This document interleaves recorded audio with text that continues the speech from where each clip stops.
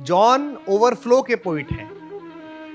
दो तरह के लोग हैं, एक तो हैं फिटिंग के शायर और एक निटिंग के शायर हैं।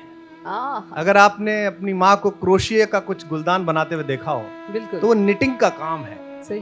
तो जॉन जो है वो निटिंग के हैं और उन्होंने कहा भी है कि घर से हम घर तलक गए होंगे, घर से हम घर तलक गए होंगे, अपने ही आप तक गए होंगे।